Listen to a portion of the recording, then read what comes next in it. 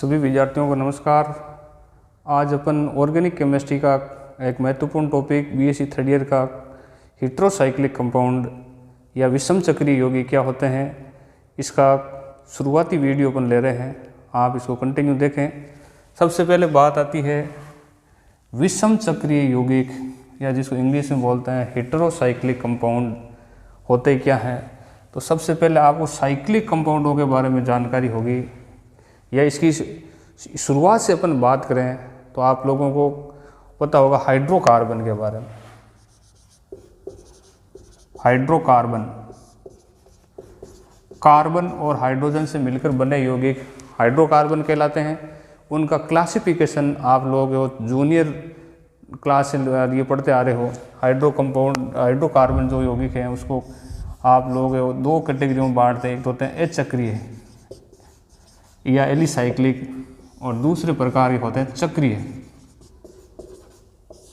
ऐसे कार्बनिक यौगिक जिसमें कार्बन कार्बन कार्बन कार्बन ऐसे कार्बन के जो लास्ट वाले जो सिरे होते हैं वो आपस में जुड़े हुए नहीं होते हैं, ऐसे यौगिक जो होते हैं हाइड्रोकार्बन वो अचक्रीय हाइड्रोकार्बन कहलाते हैं। चक्रीय हाइड्रोकार्बन किसे कहते हैं? ऐसे हाइड्रोकार्बन जिसमें कार्बन और कार्बन की जो श्रृंखला होती है उसमें एंड के जो कार्बन होते हैं वो आपस में है वो चक्रीय संरचना के द्वारा जुड़े रहते हैं। जैसे ये एक कार्बनिक यौगिक है जिसमें कार्बन और कार्बन एक चक्रीय संरचना में जुड़े हुए हैं। तो ऐसे यौगिक या ऐसे हाइड्रोकार्बन जिसमें कार्बन चक्रीय संरचना में जुड़े रहते हैं वो आप क्या कहलाते हैं? चक्रीय। चक्रीय को इंग्लिश में बोलते हैं साइक्लिक। अब फिर आप लोगों ने वहाँ वर्गीकरण ये पढ़ा होगा कि चक्रीय यौगिक भी दो प्रकार के होते हैं हाइड्रोकार्बनों में। एक होते हैं समचक्रीय और एक होते हैं विषम चक्रीय। तो वहाँ से आपको समचक्रीय, इसका मतलब है कि ऐसे हाइड्रोकार्बन जिसमें चक्रीय संरचना में केवल कार्बन ही हो, मतलब ऐसी जो चेन आपके बन रही है और उसमें चक्रीय संरचना में साइक्लिक रूप से जो रिंग बनती है उसमें सारे जो है कार्बन के अलावा कोई अन्य परमाणु होता ही नहीं है। तो ये आप क्या कहलाते हैं? समचक्रीय। और फिर देखो इसका क्लासिफिकेशन भी मैं आपको उस इस तरह के साथ जो आपने पढ़ा वो आपको एक बार वापस समझा रहा हूँ। चक्रीय को वहाँ आप लोगों ने ये पढ़ा होगा। एक तो होते हैं समचक्रीय और सेकंड प्रकार के होते हैं ऐसे विषम चक्रीय, जिसको अपन बोलते हैं हेटेरोसाइक्लिक। इसमें भी एलिसाइक्लिक और एरोमेटिक वहाँ आपने ये पढ़ा होगा। और एलिसाइक्लिक कई ऐसे चक्रीय यौगिक होते हैं लेकिन वो एरोमेटिक नहीं होते, उसमें जो प्रॉपर्टीज होती है उसमें गुण है वो एरोमेटिक नहीं होते हैं। आप लोगों ने ये पढ़ा होगा। एक तो होता है एलिफेटिक और एक कंपाउंड होता है एरोमेटिक।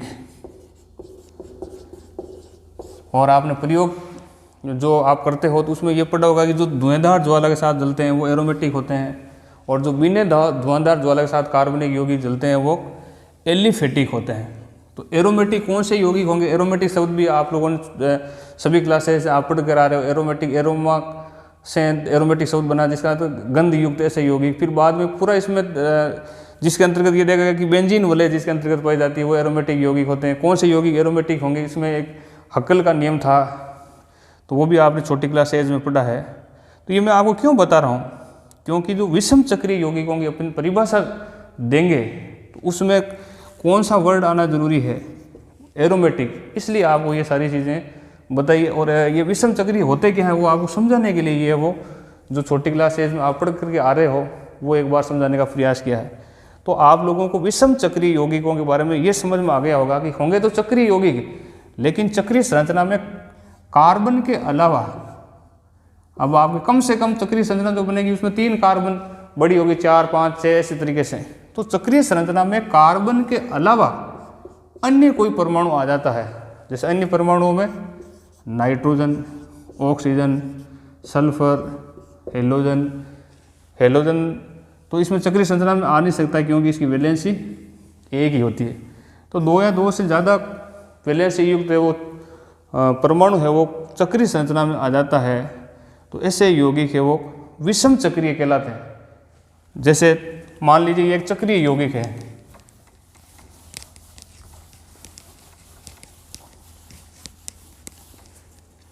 जैसे ये कार्बन कार्बन है, यहाँ ऑक्सीजन आ गया, बाकी ये जैसे 2 वैलेंस यहाँ की पूरी हो गई, तो इसके बारे में आपको जानकारी होगी।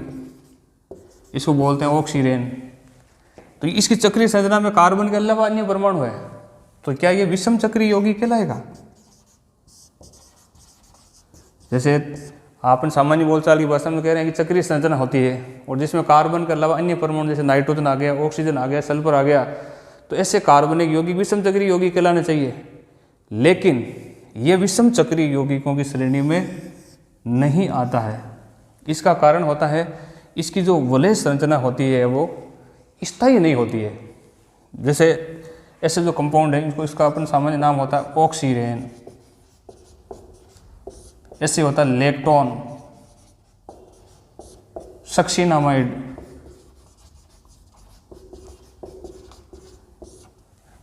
आप ये विषम चक्रीय होंगे। चक्रीय संरचना में कार्बन के अलावा अन्य परमाणु होगा, जैसे इसमें भी ऑक्सीजन होगा, इसमें आपको नाइट्रोजन होता है ऐसे, लेकिन वो विषम चक्रीय यौगिकों की श्रेणी में नहीं आते हैं क्योंकि इसकी जो वलय संरचना होगी वो स्थायी नहीं होती है। तो फिर इसकी एक्यूरेट परिभाषा क्या होगी विषम चक्रीय यौगिकों की?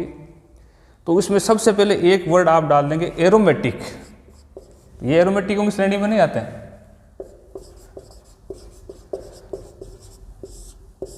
एरोमेटिक ऐसे एरोमेटिक कार्बनिक यौगिक जिसकी वलय संरचना में या चक्रीय संरचना में कार्बन के अलावा अन्य परमाणु नाइट्रोजन, ऑक्सीजन या सल्फर उसकी चक्रीय संरचना में विस्थापित हो जाए, तो ऐसे एरोमेटिक जो कंपाउंड होते हैं उन्हीं को अपन क्या बोलते हैं? हेट्रोसाइक्लिक कंपाउंड या विषम चक्रीय यौगिक कहलाते हैं। तो एरोमेटिक आ गया तो इसका मतलब वो स्थायी होंगे, ये अस्थायी होंगे।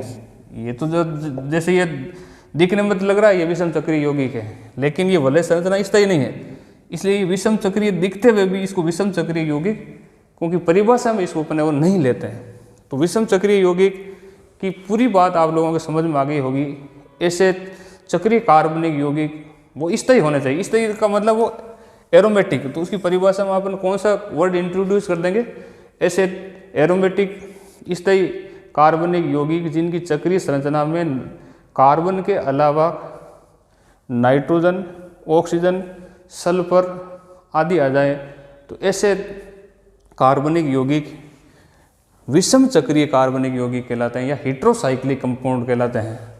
तो कौन कौन से हेट्रोसाइक्लिक कंपाउंड हैं, इनका कैसे नामकरण किया जाता है, तो आपके सिलेबस में कौन कौन सा होगा पूरा है वो अपन वीडियो की ये सीरीज चलती रहेगी तो आप लोगों को समझाते रहेंगे। तो सबसे पहले आपको इसके कुछ उदाहरण मैं आपको बता रहा हूँ। जैसे ये एक चक्रीय संरचना है कार्बन की, यहाँ मान लीजिए आपके ऐसे ऑक्सीजन आ जाए, चक्रीय संरचना के अंतर्गत एरोमेटिक गुण वाला होगा तो एक छोड़कर एक इसमें कॉन्जुगेटेड संरचनाएं होती है। अब बाकी इसकी वैलेंसी पूरी करनी है तो यहाँ हाइड्रोजन होगा, यहाँ हाइड्रोजन होगा, यहाँ हाइड्रोजन होगा और यहाँ हाइड्रोजन होगा। इसको अपन इस तरीके से भी व्यक्त करते हैं। ये एक विषम चक्रीय यौगिक होता है जिसका नाम क्या होता है? फ्यूरेन। ऐसे ही है वो 5 सदस्यीय जो वलय संरचना होती है, 4 तो कार्बन होंगे, एक इसके अंतर्गत नाइट्रोजन होता है, इसका नाम होता है पीरोल या पाइरोल। ये पीरोल हो गई, फ्यूरेन हो गई। ऐसे ही आपके पास सल्फर जुड़ जाए, ऐसी 5 सदस्यीय जो वलय संरचना है उसका नाम होता है थायोफीन। तो ये फ्यूरेन है, थायोफीन है, पीरोल है, तो ये विषम चक्रीय यौगिकों की श्रेणी के अंतर्गत आते हैं। ऐसे और जैसे 6 सदस्यीय वलय संरचना है उसके बारे में भी आप कंपाउंड होता है जिसका आप लोगों को पता होगा, उसको बोलते हैं पीरिडीन। एक छोड़कर एक इसके अंतर्गत डबल बॉन्ड होता है, तो ये पीरिडीन, पीरोल, फ्यूरेन, थायोपीन। अब एक से ज़्यादा भी इसके अंतर्गत विषम चक्रीय यौगिकों के अंतर्गत ऑक्सीजन, सल्फर ऐसे आप आ सकते हैं, तो वो भी उसके अपन उदाहरण ले सकते हैं। ऐसे ही है वो एक से ज़्यादा वलय संरचना भी होती है। जैसे ये आपके कंपाउंड होता है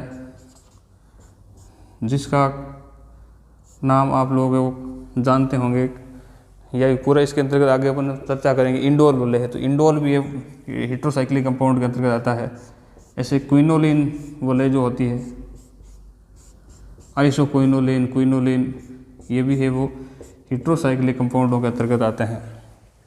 तो आप लोगों के समझ में आ गया होगा कि विषम चक्रीय यौगिक किसे कहते हैं। इसमें आप लोगों को विषम चक्रीय का अर्थ आप लोगों को बताया था कि जिसमें कार्बन के अलावा अन्य परमाणु उसमें आपके विस्थापित हो जाता है, लेकिन कार्बन के अलावा अन्य परमाणु होते हैं वो विषम चक्रीय नहीं मान जाते। कौन कौन से नहीं मान जाते उसका भी मैंने उदाहरण बताया था, जैसे ऑक्सीजन है, लेक्टोन है, थैलेमाइड है, विषम चक्रीय वो दिखते हैं लेकिन वो विषम चक्रीय यौगिक नहीं माने जाते। तो फिर इसमें एक्यूरेट परिभाषा ये होगी कि जो वलय संरचना होती है वो आपके हेट्रोसाइक्लिक कंपाउंडों में स्थायी होती है। तो स्थायी संरचना किसमें होगी, जिसमें आपके एरोमेटिक गुण हो। तो इसकी परिभाषा में इंट्रोड्यूस करेंगे। तो ऐसे एरोमेटिक यौगिक जिनकी वलय संरचना स्थायी वलय संरचना वाले यौगिक जिसमें वो कार्बन के अलावा उसकी चक्रीय संरचना में अन्य परमाणु जैसे नाइट्रोजन, ऑक्सीजन और सल्फर इससे विस्थापित हो जाते हैं। तो ऐसे यौगिक है वो विषम चक्रीय यौगिक या हेटेरोसाइक्लिक इंग्लिश में बोलते हैं कंपाउंड कहलाते हैं। फिर इसमें आप वो क्लासिफाइड कर सकते हो। इसका क्लासिफिकेशन के कई आधार हैं।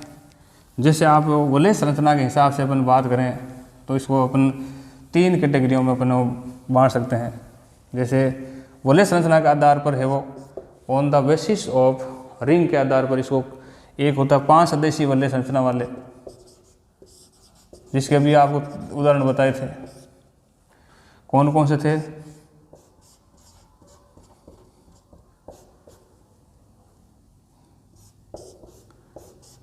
फ्यूरेन, थायोफिन, ये सारे इसके आपके उदाहरण हैं। ये पिरोल, फ्यूरेन,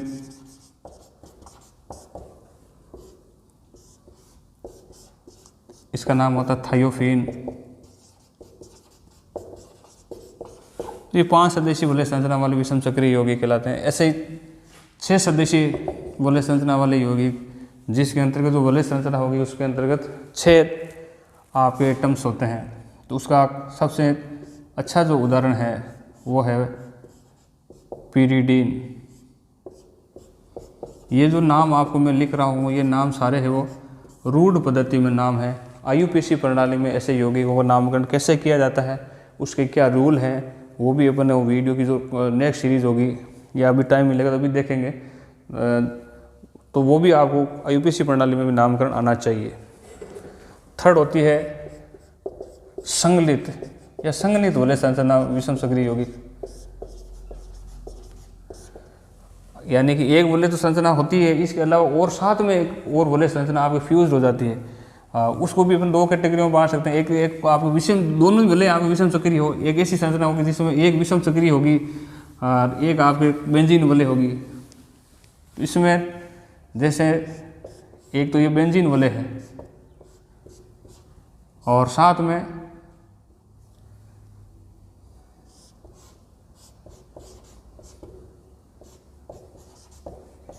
जैसे ये पिरोल नाम, नहीं सॉरी, एक तो पिरोल वलय और एक बेंजीन वलय होती है तो उसको अपन बोलते हैं इंडोल।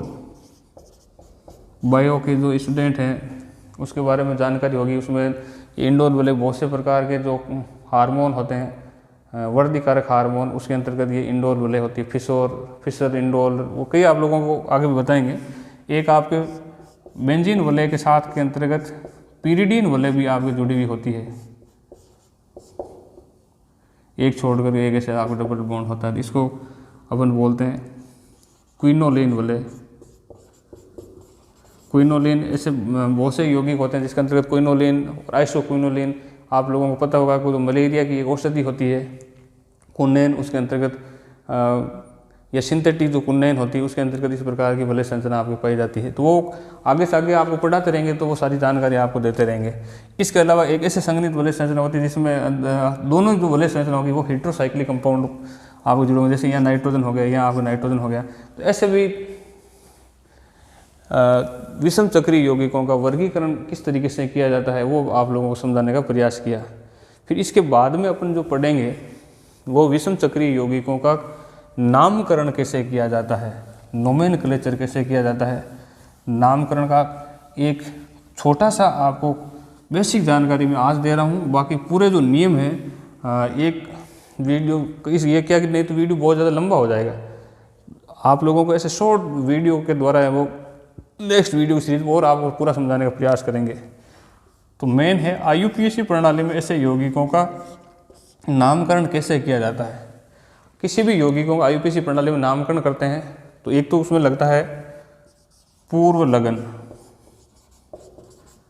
और एक लगता है अनुलगन। पूर्व लगन जो आपके नामकरण में पहले लगता है उसको बोलते हैं पूर्व लगन, जो नाम के बाद में लगता है उसको बोलते हैं अनुलगन। तो ऐसे विषम चक्रीय यौगिकों का IUPAC प्रणाली में नामकरण आप करोगे तो उसमें जो पूर्व लगन लगता है वो इसमें विषम चक्रीय कैसा परमाणु है उस हिसाब से। जैसे मेनली आपके 3 प्रकार के परमाणु होते हैं, जैसे एक नाइट्रोजन हो सकता है, एक ऑक्सीजन हो सकता है और आपके सल्फर हो सकता है। तो नाइट्रोजन होगा तो उसका पूर्व लगन लगेगा एजा, ये हमेशा आपको याद रखना है। ऑक्सीजन होगा तो ऑक्सो या ऑक्सा, थायो, ऑक्सो या ऑक्सा या आपके थायो, एजा, ऑक्सो या ऑक्सा, थायो, ये पूर्व लगन लगते हैं। जैसे नाइट्रोजन होगा तो एजा लगेगा, ऑक्सा लगेगा और थायो लगेगा। फिर इसके बाद में जो अनुलगन होता है वो अनुलगन है वो कार्बन की जो वलय संरचना है, कार्बन के पूरे जो वलय संरचना आपको बनेगी इंक्लूड ये आपके जो विषम चक्रीय यौगिक जो आपको जुड़ा परमाणु जुड़ा हुआ है उसको सम्मिलित करते हुए कितनी वलय संरचना में टोटल कितने आपके परमाणु है उस हिसाब से इसका अनुलगन लगता है। एक तो लगता है ओल, एक लगता है आपके इन, कई इसके स्पेशल भी है तो वो अपन नेक्स्ट वीडियो सीरीज होगी तो आपको समझाने का प्रयास करेंगे। या तो लगता है ओल, 5 सदस्यीय वलय संरचना होगी तो उसमें आपके अनुलगन क्या लगेगा ओल, और 6 सदस्यीय वलय संरचना होगी तो आपके इन लगता है। जैसे मेन आप लोगों को जो मैंने उदाहरण बताए थे इन चारों का IUPAC प्रणाली में रूढ़ पद्धति में दोनों में नाम है वो आपको रूढ़ पद्धति में नाम मैंने आपको पहले ही बता दिया था। एक जैसे ये कंपाउंड है जिसका रूढ़ पद्धति में नाम क्या होता है पिरोल या पाइरोल। एक जिसके इसमें आपके यहाँ ऑक्सीजन जुड़ जाता है वलय संरचना के अंतर्गत, उसका नाम क्या होता है फ्यूरेन। ये रूढ़ पद्धति में नाम। IUPAC प्रणाली में तीनों को मैं चारों का नाम बताऊंगा। एक यहाँ सल्फर जुड़ जाता है, इसको बोलते हैं थायोफीन, और एक 6 सदस्यीय वलय संरचना होती है जिसमें नाइट्रोजन होता है। ये तो 5 सदस्यीय वाला तो पिरोल कहलाता है, 6 सदस्यीय वाली वलय संरचना है। ऐसा जो है कंपाउंड इसका नाम जो है अभी आप लोगों को थोड़ी देर पहले है वो आपको बताया था पीरीडीन। ये तो रूढ़ पद्धति में अब इसका IUPAC प्रणाली में नामकरण कैसे करेंगे तो ये 5 सदस्यीय वलय है, ये 5 सदस्यीय वलय है, ये 5 सदस्यीय वलय है तो उसमें आपको पीछे तो क्या लगाना है ओल लगाना है। और ये 6 सदस्यीय वलय है तो इसका मतलब है उसके नाम से जो अनुलगन की बात है तो अनुलगन इसमें इन लगेगा। पूर्व लगन क्या लगेगा नाइट्रोजन परमाणु है तो एजा, और इसमें पीछे क्या लगेगा ओल, तो इसका IUPAC प्रणाली में क्या नाम होगा एजोल, एजा प्लस ओल, एजा ओल। तो इसमें जो यदि पूर्व लगन में ए ई आई ओ यू ये आपके जुड़े हुए हो तो वो आपके हट जाते हैं तो इसमें ये हट जाएगा और इसका नाम क्या बन जाएगा एजोल। तो पिरोल का IUPAC प्रणाली में क्या नाम होता है एजोल नाम होता है। एक ये या ऑक्सीजन है तो ऑक्सा या ऑक्सो ये वो आपके हट जाता है और पीछे आप क्या लगोगे ओल तो इसका ऑक्सोल या ऑक्जोल, ये सब उदाहरण हो सकता है। ये इसका IUPAC प्रणाली में नाम होता है फ्यूरेन का। थायोफीन तो उसके नाम से पहले थायो और ये 5 सदस्यीय वलय संरचना है तो ओल लगाएंगे तो इसका IUPAC प्रणाली में क्या नाम होगा थायोल। पीरीडीन है तो इसका मतलब नाइट्रोजन जहाँ पर भी है तो उसमें नाम से पहले लगाते हैं एजा, और इसके अनुलगन क्या लगेगा इन, एजा और इन तो ये क्या बनेगा एजीन। तो ये जो 5 सदस्यीय और 6 सदस्यीय वाले जो संरचना जनरली काम आने वाली है, उनका आईयूपीएसी प्रणाली में नामकरण कई बार है वो पूछते हैं। तो इसका पिरोल, ये तो इसका रूट पद्धति में नाम है, एजोल इसका आईयूपीएसी प्रणाली में नाम है। इसका रूट पद्धति में फ्यूरेन नाम है, आईयूपीएसी प्रणाली में ऑक्सोल है। इसका थायोपिन सामान्य नाम है, आईयूपीएसी प्रणाली में थायोल। इसका पिरिडिन सामान्य नाम है और आईयूपीएसी प्रणाली में एजीन। आईयूपीएसी प्रणाली में ऐसे बहुत से नियम हैं। मैंने आज आपको आईयूपीएसी प्रणाली में सामान्य जानकारी दी थी कि विषम चक्रीय यौगिकों का नामकरण करते हैं तो उसमें एक तो पूर्व लगन लगाते हैं, एक आपके अनुलगन लगाते हैं। पूर्व लगन किस हिसाब से लगाया जाता है, उसमें विषम चक्रीय वलय संरचना के अंतर्गत कौन सा आपके परमाणु इंक्लूड है। जैसे नाइट्रोजन है तो एजा, और सल्फर है तो थाया, और ऑक्सीजन है तो ऑक्सा आपके लगाया जाता है। और अनुलगन होगा तो वो वलय संरचना के हिसाब से लगाया जाता है। वो भी संतृप्त है कि असंतृप्त है, वो अपन बाद में उदाहरण लेंगे। ये मैं सारे आपको असंतृप्त वलय संरचना के उदाहरण बताए थे। तो उसमें आपको अनुलगन है, वो 5 सदस्यीय वलय संरचना होगी तो और लगाना है, और 6 सदस्यीय वलय संरचना होगी तो ईन लगाना है। इसके यदि एक से ज़्यादा आपके आ जाते हैं तो उसका नामकरण कैसे किया जाता है, भिन्न भिन्न परमाणु आ जाते हैं तो नामकरण कैसे किया जाता है, या आपकी कोई संरचना फ्यूज हो जाती है तो उसका नामकरण कैसे किया जाता है, असंतृप्त संरचना ने होकर के संतृप्त वलय संरचना हो तो ऐसे यौगिकों का नामकरण कैसे किया जाता है, उसके भी अलग अलग नियम हैं। तो वो वीडियो की अगली सीरीज़ में आपको समझाने का प्रयास करेंगे। आप लोग वो इसके नोट्स में पहले आपको शेयर कर चुका हूँ, वो पढ़ें, फिर इसको आप वो देखें, समझें, और इस वीडियो को ज़्यादा से ज़्यादा आप लाइक करें और अपने साथियों के साथ में शेयर भी करें। धन्यवाद।